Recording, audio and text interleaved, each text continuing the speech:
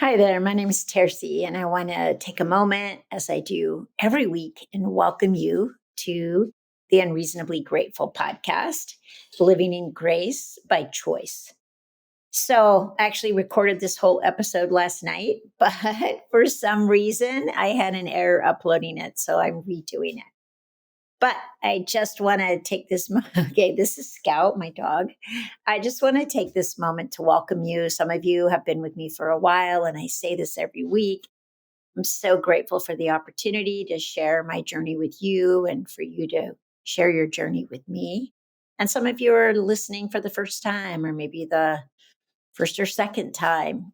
Every week I hear from someone who says something as meaningful as, "I'm just so grateful you're out there." So thank you for that.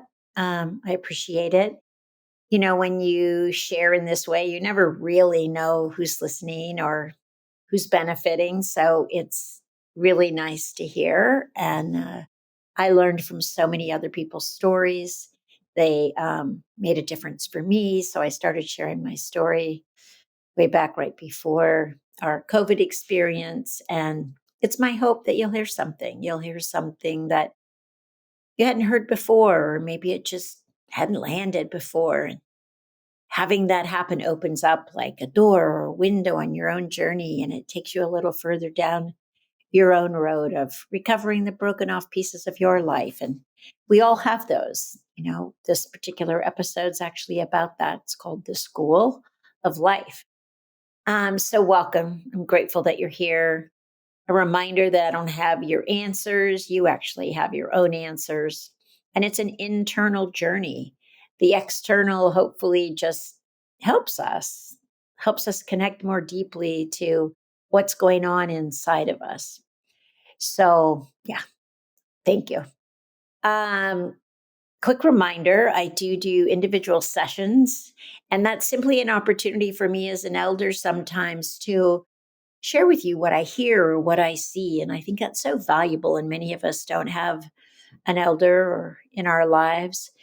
One of the things that I think happens, or at least it's been my experience that it happens, is the older I get, the more I can see the divinity of others. I think I'm probably less trying to make it myself or prove myself or earn whatever that is, friendship or yeah, just in our social world, social media world, it would be likes or followers. And I'm more interested actually in encouraging others along their way and helping them see how beautiful they're created and how gifted they are so that perhaps they can bring those gifts out and share them with the rest of the world. So if you're interested in those sessions, you can sign up at tercyenglehart.com under the topic Work Together. It's a donation basis, and I'm always honored to just sit and listen and reflect and let love flow through me, hopefully, so that you'll actually experience it. Okay, so this session is called The School of Life. And I've recently become personally aware of how we're all in this school called life.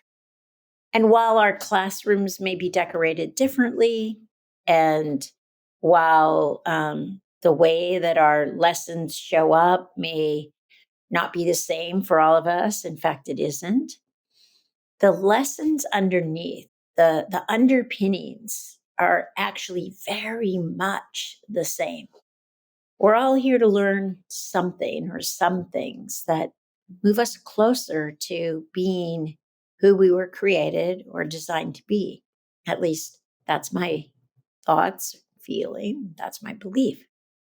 So, my granddaughter was here for Thanksgiving, and her boyfriend drove down from Canada. And on the way home, he fell asleep driving and had an accident, flipped his car a few times. And amazingly enough, didn't hit anyone else. And no one hit him. And he was okay. His car was totaled and he was okay, besides being shaken up. And I sat with and watched my granddaughter and my daughter, who was being with her, go through the what if. And we all do that. What if? What if this had happened? What if that had happened? What would I have done? That whole scenario of what isn't, but what could have been. And that's one of the biggest distractions that we all have in this school of life. And obviously, the key and the lesson there is to stay present, to not get caught in the past, regret, remorse, and to not move into the future in fear or expectation. What if is future? And what if this? What if that? And it will easily take us out of our center, of being grounded, of having any power, and of being able to actually count our blessings, to see how cared for we are, to even admit that there's a good and kind and loving God that's actually looking out for us. We'll miss all of that if we get caught in the past or the future. So while that lesson could look very different for each of us in the circumstances of how it shows up in life, it's a valuable lesson for us to get. There are lots of others that some of them we've spoken about together. There are a lot of other that again can look very differently in the circumstances and what we call the reality of this life. And yet underneath it all, we're learning a valuable lesson. Some of those are trusting, learning how to trust. Some of those are forgiving, being able to actually forgive people. We also learn how to be patient, how to be kind, how to be generous, how to be loving. All of these, what you could say are divine qualities, which we all possess, but they're just perhaps not actually in the forefront of our day-to-day choices, of the things that we say and the things that we do. So life is this classroom, it's this schooling. And how do we bring those into the forefront of our life? How do we push past our resistance or our fear or our distractions and actually step more fully into embracing life as a teacher, and that we're here to learn? And what we're here to learn is that you were perfectly created, no matter what you look like and how gifted you think you are or you aren't. And you're here for a reason and a purpose. And oftentimes, this life is about discovering just what that is and then following that pathway and seeing where it leads you next. So, this week, what I'd love for us all to do is to begin to recognize the classroom we're in, and then to pay attention to what are the lessons, the topics, the subjects, what are the lessons that you're currently being shown are yours to learn, and then embracing those and taking them on. Like, this is your course of study.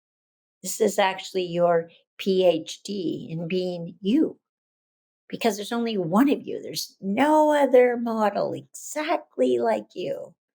And you've got something that's valuable and meaningful to contribute. So take that on this week. Okay. And I'll see you next week.